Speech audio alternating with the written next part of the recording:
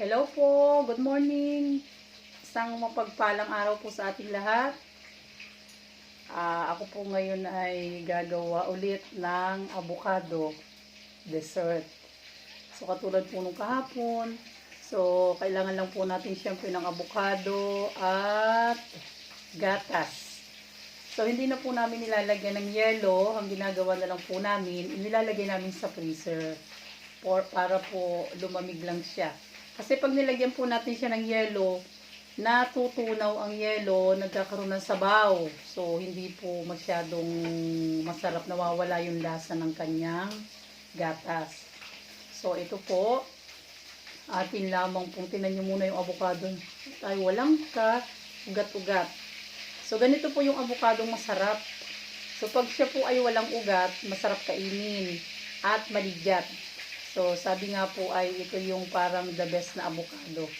So, atin lamang po siyang unti-unting o isa-isa nating kukuhanin sa balat. Ayan. Maligat po talaga siya. Ay, oh. And then, isa pa.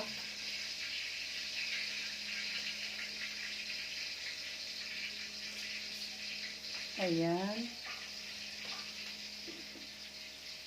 So, ito po ay masustansya. Mayaman siya sa protein. Papababa daw ng kolesterol. So, kolesterol ng tao nga, pwede nga. Tsaka po, sarap na dessert. Kahit yun lang ang kainin mo. Kahit hindi ka na kumain ng kanin. At ito na lang muna sa umaga o kay sa hapon. Maligat po talaga siya. Ay, oh. Ganda ang kanyang pagka-avocado.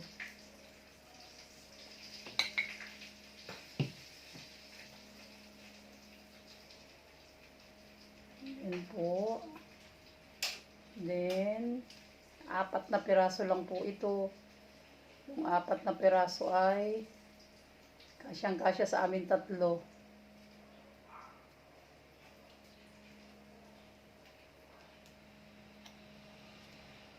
Maligat.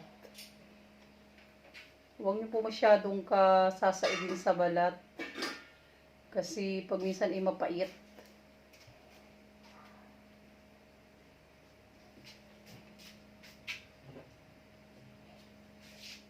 Ayan.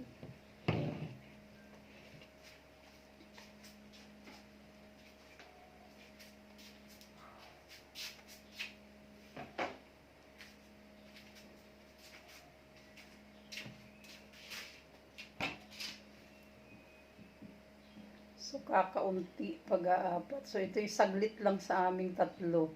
Lalo na po sa aking anak at asawa.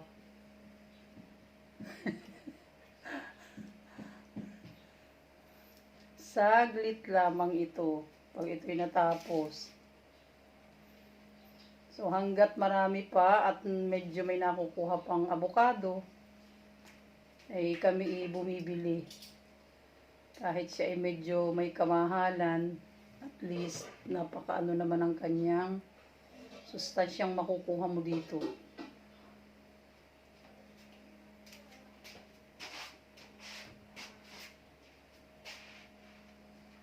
Ayan.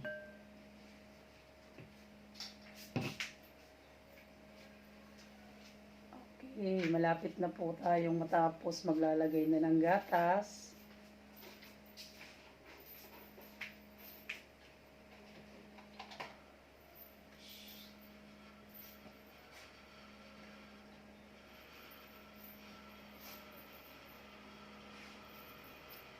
Okay.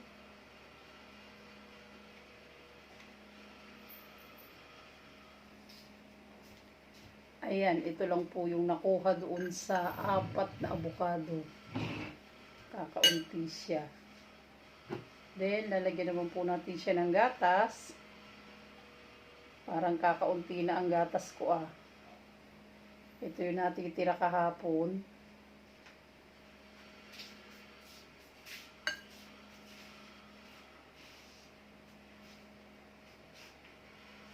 hinay-hinay lang din po ng pagkain ng ganito kasi mataas din po sa sugar, lalo may gatas. So, the best po ang pagkain ng avocado, yun lang po binabalatan nyo. Tapos, kakainin nyo lang ng walang kahit ano. Wala siyang, pero may lasa naman. Wala siyang, hindi siya lalagyan ng gatas, hindi siya lalagyan ng asukal. Kasi sa gatas at asukal po ay tumaas ang inyong sugar. Mayaman sa protein ang avocado. Ayan, okay na po. Mapapadami na. Mapapadami na ano. So, ito po yung finished product natin. Gaganyanin nyo lang po siya. Maya-maya, okay na siya. Pwede na siyang kainin. Sarap, katakam-takam. Ayan. So, ang gusto ko dito sa avocado, yung durog na durog.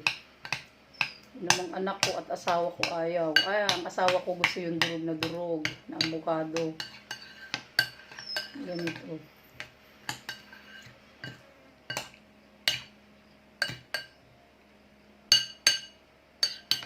Ayan. So, eto na po siya. Pwede na po natin siyang palamigin sa freezer para maya-maya at least siya po ay pwede nang kainin. So, ayan po ang ating finished product. So, masarap na naman po ito. So, ayan lamang po at maraming salamat po sa inyong panonood at sa inyong pakikinig. Maraming salamat po.